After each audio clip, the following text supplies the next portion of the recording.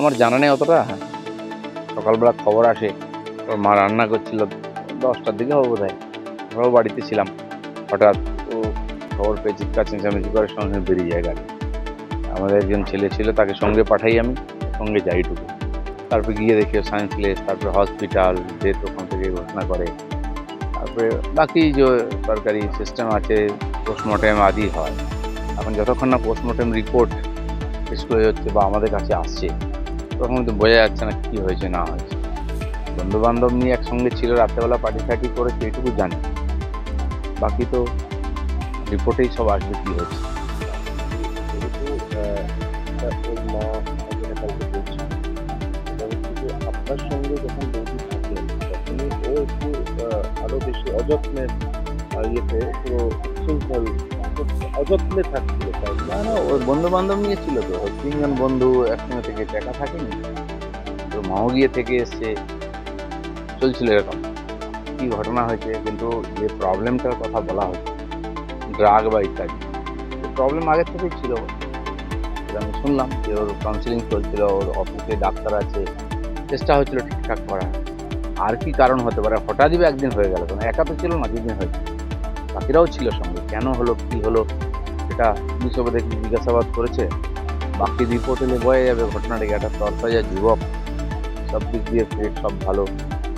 এখন কি চলছিল ভেতরে জানা সম্ভব। আজকে যে আমরা দেখি যুব সমাজের মধ্যে নেশার যে প্রভাব, তার এটা একটা নমুনা। মানে কতদূর হয়েছে, কি নেশা নিয়েছে কিনা, সে তো কি বলতেই পারেনি, সে তো আগেই শেষ হয়ে গেছে, কিছু করার সুযোগও ছিল না। আমার মনে হয় আগামী দিনে সেটা বেরোবে, এবং এই ব্যাপারটা একটা বড় শিক্ষা আমাদের সবার জন্য। আজকে আমাদের ছেলেমেয়েরা কোথায় যাচ্ছে, কি করছে, তাকে মানুষ করে দেওয়া মানে খালি পড়াশোনা করিয়ে শিখিয়ে দিলাম, চাকরি পেয়ে গেল, এটাই সব নয়। তারপরে এত বড় রিস্ক থাকছে, এটাই চিন্তার বিষয়। এদিকটা একটু অন্য প্রসঙ্গে আসি এবার। এতদিন পর্যন্ত পাকিস্তান আমাদের মাথা ব্যথার কারণ ছিল। আওয়ামী লীগ বাংলাদেশে নিষিদ্ধ হওয়ার পরে বাংলাদেশে একটা অস্থির অবস্থা তৈরি হওয়ার সম্ভাবনা তৈরি হচ্ছে। প্লাস নেপালকে হিন্দু রাষ্ট্র ঘোষণার দাবিতে নেপালের রাজার নেতৃত্বে একটা গণ অভ্যুত্থান বা বিদ্রোহের মতো গন্ধ আমরা পাচ্ছি। তাহলে ভারতবর্ষের চারদিকে সমস্ত প্রতিবেশী তো এই মুহূর্তে খুব অসুবিধা তৈরি করতে পারে।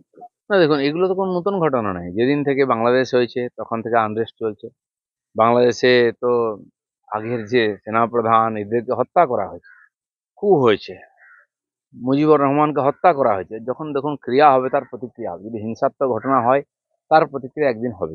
পাকিস্তানের ঠিক তাই হয়েছে। আর এটা পাকিস্তান বাংলাদেশ নয়, এটা ইসলামিক কান্ট্রি বলে এটা হচ্ছে। মূলত দুটোই মৌলবাদী দেশ। আর তার জন্য যেখানে আমরা ইতিহাস থেকে দেখে আসছি, মুঘল আমল থেকে, পাঠান আমল থেকে, মুসলিমদের যে ইতিহাস, সেটাই দৌড়াচ্ছে। আজ গণতন্ত্রের নামে হচ্ছে, গণতন্ত্র আছে কোথায়? প্রধানমন্ত্রী হওয়ার কথা ইমরানের, হয়ে গেল অন্য কেউ, তো তার প্রতিক্রিয়া হবে না? এখানেও তাই হয়েছে, নির্বাচিত সরকারকে উল্টে ফেলে দেওয়া হয়েছে। আর তারপরে কোথায় চলছে, এটা অনেকেই বলছিলেন যে যে গতি প্রকৃতি এগোচ্ছে বাংলাদেশের যে রাজনীতির, তাতে এই ইসলামিক মানে কি বলে আওয়ামী লীগকে ধ্বংস করা হবে, ব্যান করা হবে, দিয়ে একটা ফ্রন্ট তৈরি করে এই যারা উৎপাত করেছে তারা এবং জামাতের লোকেরা মিলে ওখানে সরকার গঠন করবে। মনে হচ্ছে গতি প্রকৃতি ওদিকেই যাচ্ছে। এখন এর সুযোগে যারা বিশ্বে দাদাগিরি করে তারা হাত লাগাবার সুযোগ পাবে। নেপালেরও ঠিক তাই হয়েছে। ওখানকার যে রাজতন্ত্র ছিল, হিন্দু রাষ্ট্র ছিল, চীনের মদতে কমিউনিস্টরা ওখানে মারকাট করে পুরো রাজ পরিবারকে শেষ করে জোর করে একটা শাসন চাপিয়ে দিয়েছে। আর সেটাও স্থায়ী হয়নি। প্রতি 2-3 বছরে, 1 বছরে ওখানে প্রধানমন্ত্রী পরিবর্তন হচ্ছে। নেপালের মতো গরিব দেশ, যেখানে উন্নতির জন্য লড়াই করা উচিত, সেখানে নিজের রাজনীতির জন্য লড়াই করতে করতে আরো ক্ষতিগ্রস্ত হয়ে যাচ্ছে, অন্যের উপর ডিপেন্ডেবল। ফলে এই গরিব দেশগুলো এবং তাদের দেশের মধ্যে যারা রাজতন্ত্র মানে ক্ষমতাসীন আছেন বা যারা নেতা, তাদের দূরদর্শিতার অভাবের জন্য এই দেশগুলো আনরেস্ট হচ্ছে। নিঃসন্দেহে পড়োশিতে সমস্যা হলে আমাদের তো আঁচ লাগে, চিন্তার বিষয় আছে আমাদের জন্য। নিঃসন্দেহে, কিন্তু গোটা বিশ্বে প্রত্যেকটি ধর্মের জন্য একাধিক দেশ রয়েছে। মুসলিম কান্ট্রিজ রয়েছে, খ্রিস্টান কান্ট্রিজ রয়েছে, বুদ্ধিস্ট দেশ রয়েছে। হিন্দুদের একমাত্র দেশ ছিল নেপাল, যেখানে যেটা হিন্দু রাষ্ট্র বলে বিশ্বের মানচিত্রে পরিচিত।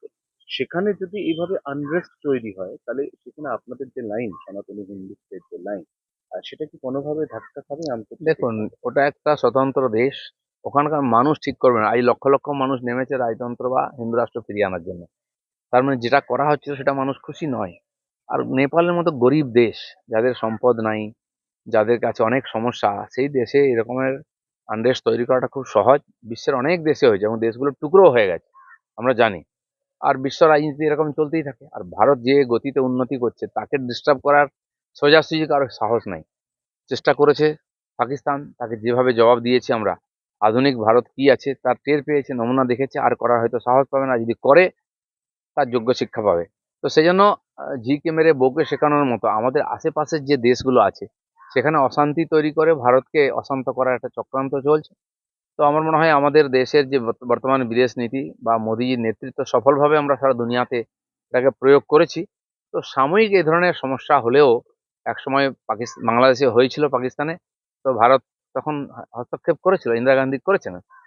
কারণ আমাদের ঘাড়ে চলে এসেছিল ব্যাপারটা, লক্ষ লক্ষ লোক এখানে চলে আসলো। তো ভারতের শক্তি আছে, যদি আমরা প্রভাবিত হই তাকে সমাধান করার শক্তি আমাদের আছে।